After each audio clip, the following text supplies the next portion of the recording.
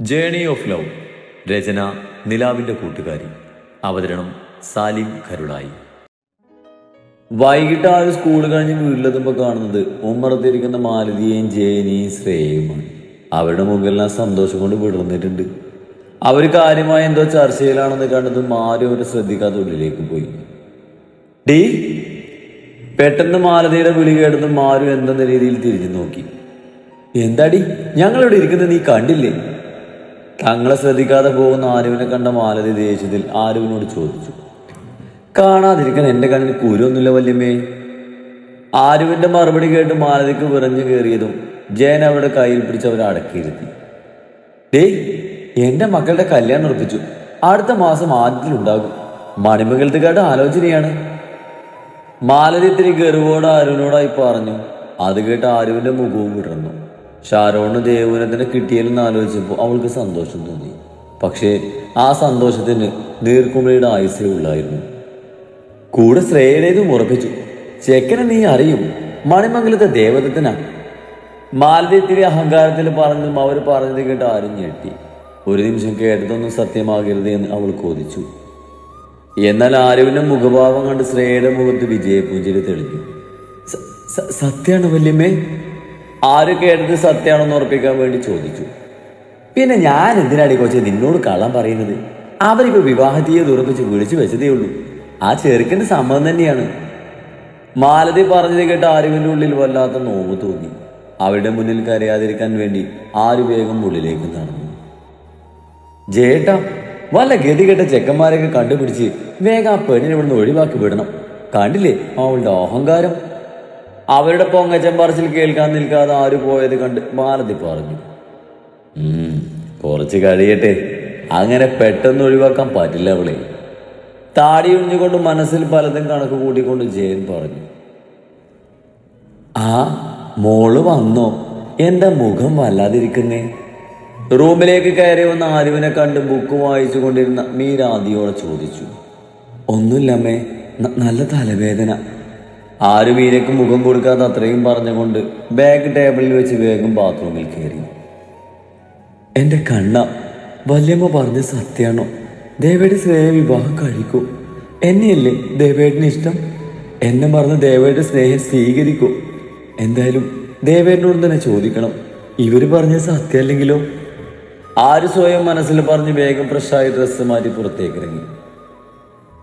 തലവേദന കുറവില്ലെങ്കിൽ ഹോസ്പിറ്റലിൽ പോകണോ മോളെ? വേണ്ടമ്മേ, അതിന് മാത്രം ഒന്നുമില്ല. ഇത് കുറച്ച് കഴിയുമ്പോൾ മാറിക്കോളും. മീരയെ നോക്കിയൊരു ചിരി വരുത്തി അതും പറഞ്ഞ് ആര് ഫോണും എടുത്ത് കിച്ചണിലേക്ക് നടന്നു. കിച്ചണിലെത്തിയതും ആര് ചായക്ക് വെള്ളം വെച്ച് ഫോൺ എടുത്ത് ദേവേട്ടൻ്റെ നമ്പറിലേക്ക് കോൾ ചെയ്തു. റിങ് ചെയ്ത് കഴിയാനായപ്പോഴാണ് ദേവൻ കോൾ എടുത്തത്. ഹലോ ദേവേട്ടാ. ദേവേട്ടാ, കേൾക്കുന്നില്ലേ? അങ്ങേപ്പുറത്തേന്ന് മറുപടി ഒന്നും കേൾക്കാത്തതും ആര് വീണ്ടും ചോദിച്ചു. ആ കേൾക്കുന്നുണ്ട്, ആരിശി പറ. ദേവന്റെ ആരിശി എന്നുള്ള വിളി കേട്ട് ആരുവിന് വല്ലാത്ത വീർപ്പുമുട്ടൽ ഉള്ളിൽ തോന്നി. എങ്കിലും അവളത് പുറമെ കാണിക്കാതെ അവനോട് സംസാരിച്ചു. ദേവേട്ടൻ എന്താ വിളിക്കാഞ്ഞത്? ഞാനിതിന് തിരക്കില്ലായിരുന്നു. താല്പര്യമില്ലാത്തതുപോലെയുള്ള അവന്റെ അർത്ഥമുറിച്ചുള്ള മറുപടി കേട്ട് ആരുവിന്റെ കണ്ണുകൾ നിറഞ്ഞു. ദേവേട്ടാ, ദേവേട്ടന് വിവാഹം ഉറപ്പിച്ച സത്യമാണോ? ഞാനിപ്പോൾ ഇതിൽ തിരക്കിലാണ് ആരിഷി. നമുക്ക് നാളെ സംസാരിക്കാം. ഞാൻ രാവിലെ ക്ഷേത്രത്തിൽ വരാം, താനും വാ. അത്രമാത്രം പറഞ്ഞുകൊണ്ട് ദേവൻ കോള് കട്ട് ചെയ്തതും ആരുവിന് നെഞ്ചി വിങ്ങും പോലെ തോന്നി. ഷാരോൺ തൻ്റെ അരികിലേക്ക് വരുന്നത് കണ്ടതും ആരു വേഗം നിറഞ്ഞ കണ്ണുകൾ തുളച്ച് മുഖത്തൊരു കൃത്രിമ ചിരി വരുത്തി നിന്നു.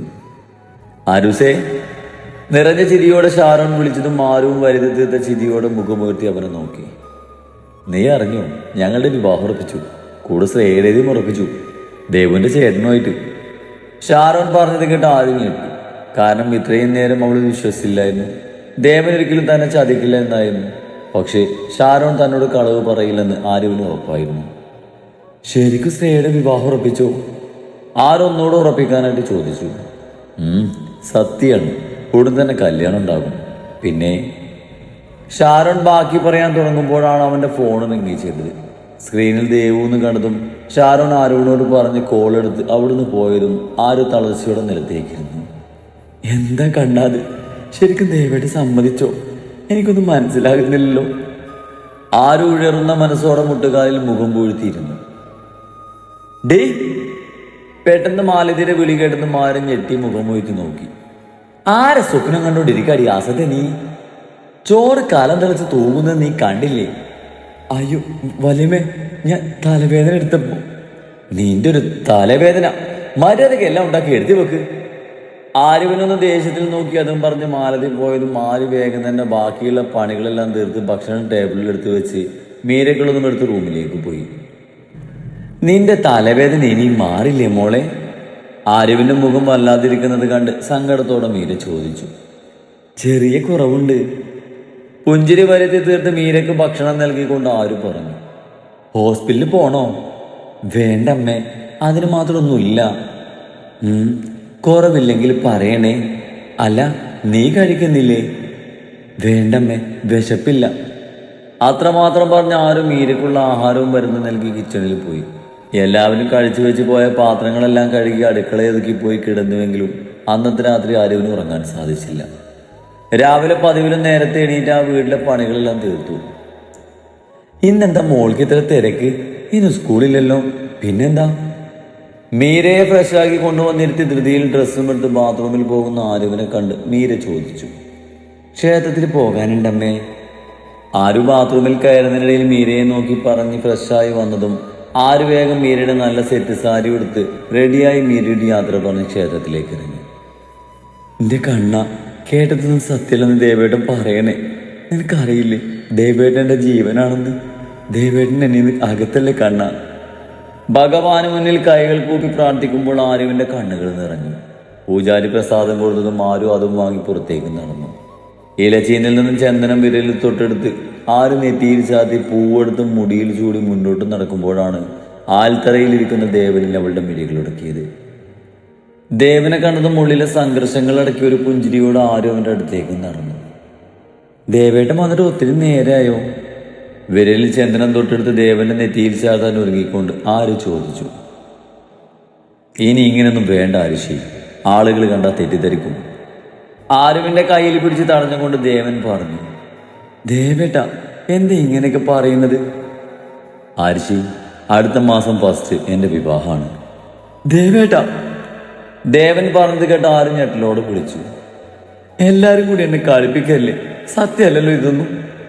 ദേവന്റെ നാവിൽ നിന്നും സത്യം കേട്ടിട്ടും അത് അംഗീകരിക്കാനാകാതെ ആര് ചോദിച്ചു. സത്യമാണ് ആരുഷി, എന്റെ കല്യാണം ഉറപ്പിച്ചു. വധു നിന്റെ അനിയത്തി ശ്രേയ. ദേവൻ പറഞ്ഞത് കേട്ട് ആരും നിറഞ്ഞ കണ്ണുകൾ ഉയർത്തി അവനെ നോക്കി. ആരുവിന്റെ നിറഞ്ഞ കണ്ണുകൾ കൊണ്ടുള്ള നോട്ടം കണ്ടതും ദേവന് നെഞ്ചിൽ നോവ് തോന്നിയെങ്കിലും ഹൃദയത്തെ കല്ലാക്കി നിന്നു. അപ്പൊ ദേവേട്ടൻ എന്നെന്തിനാ സ്നേഹിച്ചത്? എനിക്ക് ആശ തന്നിട്ട് എന്നെ പറ്റിച്ചത് എന്തിനാ? എന്നെ അല്ലാതെ ആരെയും വിവാഹം കഴിക്കില്ലെന്ന് വാക്ക് തന്നതല്ലേ? നിറഞ്ഞ കണ്ണുകളോട് ഡ്രസ്സിയോട് ആരും ദേവനോടായി ചോദിച്ചു. ശ്രേയെ വിവാഹം കഴിക്കുന്നതിലൂടെ എനിക്ക് ലക്ഷ്യങ്ങൾ ആരും കിട്ടാൻ പോകുന്നത്. നിന്നെ വിവാഹം കഴിച്ചാ എനിക്കതൊന്നും കിട്ടില്ലല്ലോ. അതുകൊണ്ടാ ഞാൻ ശ്രേയയെ വിവാഹം കഴിക്കാൻ തീരുമാനിച്ചത്. ഇനി എന്നെ മറക്കണമല്ലോ. ഞാൻ നിന്നെ സ്നേഹിച്ചതൊരു നേരം പോക്കായിരുന്നു. ദേവൻ പറഞ്ഞു കേട്ട് അരഞ്ഞേട്ടിലോടെ മുഖമുയർത്തി അവനെ നോക്കി. ഇത്രയൊന്നും എന്നോട് വേണ്ടിയിരുന്നില്ല ദേവേട്ട. ഇപ്പോഴെനിക്കിതൊന്നും വിശ്വസിക്കാൻ കഴിയുന്നില്ല. മറക്കാൻ പറ്റുമെന്ന് അറിയില്ല. കാരണം ഞാൻ ദേവേട്ടനെ സ്നേഹിച്ചത് ആത്മാർത്ഥമായിട്ടായിരുന്നു. പക്ഷെ ഒരിക്കലും നിങ്ങളുടെ ജീവിതത്തിൽ ഒരു തടസ്സമായിട്ട് ആരും വരില്ല. നിറഞ്ഞൊഴുകുന്ന കണ്ണോട് അത്രയും പറഞ്ഞ് ആര് സാരി തലപ്പ് കൊണ്ട് വാപുത്തി കരച്ചിലടക്കി പിന്തിരിഞ്ഞോടിയതും നിറഞ്ഞ കണ്ണുകൾ തുടച്ച് തിരിഞ്ഞു നോക്കിയ ദേവൻ കാണുന്നത് വേദനയോട് അവനെ നോക്കി നിൽക്കുന്ന കിഷോറിനെയാണ്. എന്തിനാടാ നീ ഇങ്ങനെയൊക്കെ പറയാൻ പോയത്? നിന്റെ ഉള്ളിൽ ഇപ്പോഴും ആരുവാണെന്ന് അറിയാം. പിന്നെ എന്തിനാ നീ ഇഷ്ടമില്ലാത്ത ഈ കല്യാണത്തിന് സമ്മതിച്ചത്? ദേവന്റെ കൂട്ടുകാരൻ കിഷോർ ചോദിച്ചതും ദേവൻ വേദനയോടെ അവനെ നോക്കി പുഞ്ചിരിച്ചു. വേണ്ടടാ, അവളോട് ഞാൻ സത്യം പറഞ്ഞ അത് അവൾക്ക് തന്നെയാണ് ദോഷം. ഞാനെങ്ങാനും ഈ വിവാഹത്തിന് എതിർത്ത ആ പാവത്തിന് ചിലപ്പോൾ അവരൊക്കെ കൂടി ഇല്ലാതാക്കും. അതിലേറെ നല്ലതല്ലടാ ഇത്തിരി വേദനിച്ചാലും അവൾ എന്നെ നടത്തുന്നത്. നിറഞ്ഞ കണ്ണുകളാൽ വേദനയോടെ പറയുന്ന ദേവനെ കണ്ട് കിഷോർ ചേർത്ത് പിടിച്ചു. കരഞ്ഞുകൊണ്ട് ആരും ഇടവഴി കൂടി വീട്ടിലേക്ക് ഓടുമ്പോഴാണ് പെട്ടെന്നൊരു കൈ വന്ന് അവളെ വലിച്ച് നെഞ്ചോട് ചേർത്ത് പിടിച്ച് അവിടുന്ന് ഒരു ഓരത്തേക്കും മാറിയത്. പെട്ടെന്നായതുകൊണ്ട് ആരും പേടിച്ച് കണ്ണുകൾ ഇറുകിയടിച്ചു. സാരിക്കിടയിലൂടെ ഇടുപ്പിൽ പിടിമുറുകിയ കൈകളുടെ ചൂടും മുഖത്ത് തട്ടുന്ന മദ്യത്തിന്റെയും സിഗരറ്റിന്റെയും രൂക്ഷഗന്ധവും സഹിക്കാനാവാതെ ആരും ഇടികൾ വലിച്ചു തുറന്നതും തന്നെ നെഞ്ചോട് വലിഞ്ഞു മുറുക്കി നിൽക്കുന്ന മഹിയെ കണ്ടതും ഞൊടിയുടെ നേരം കൊണ്ട് സങ്കടം നിറഞ്ഞു തൂകിയ അവളുടെ കണ്ണുകളിൽ ദേഷ്യം നിറഞ്ഞു. ഒപ്പം മുഖം കോപത്താൽ ചുവന്നു തുടുത്തു. വീട്ടെന്നെ, ആരും മഹിയുടെ കൈകളിൽ കിടന്ന് കുതിരക്കൊണ്ട് പറഞ്ഞു. അങ്ങനെ അങ്ങ് വിടാൻ പറ്റില്ലടി പെണ്ണെ. ആര്യവിനെ ഒന്നുകൂടെ മുറുകെ പിടിച്ചുകൊണ്ട് മഹി പറഞ്ഞതും അവളുടെ ദേഹം മഹിയുടെ ദൃഢമായ ശരീരത്തിൽ അമർന്നതും ആര്യ ദേഷ്യത്തിൽ മഹിയെ തള്ളിമാറ്റാൻ നോക്കി. അവനവളെ തള്ളിമാറ്റാൻ നോക്കും തോറും അവന്റെ പിടി ആര്യവിന്റെ നഗ്നമായ ഇടുപ്പിൽ മുറുകി തുടങ്ങിയതും ആര്യ ദേഷ്യത്തിൽ മുഖം വീഴ്ത്തി മഹിയെ നോക്കി. നിങ്ങൾ എന്താ എന്നോട് മാത്രം എങ്ങനെയൊക്കെ ചെയ്യുന്നത്? ഉള്ളിലെ ദേഷ്യവും സങ്കടമൊക്കെ കൂടിയായതും ആര് മഹിയെ നോക്കി ചീറിക്കൊണ്ട് ചോദിച്ചു. ആര്യവിന്റെ ദേഷ്യം കൊണ്ട് ചുവന്നു തൊടുത്ത മുഖം കണ്ടതും മഹിക്ക് അവളെ കടിച്ചു തിന്നാൻ തോന്നി. നീ ഇങ്ങനെ കിടന്ന് പിടക്കുന്നത് കാണുമ്പോൾ വല്ലാത്ത സന്തോഷമാണ് എനിക്കെതിരെ കളിച്ചവരാരെയും ഈ മഹി വെറുതെ വിട്ടിട്ടില്ല.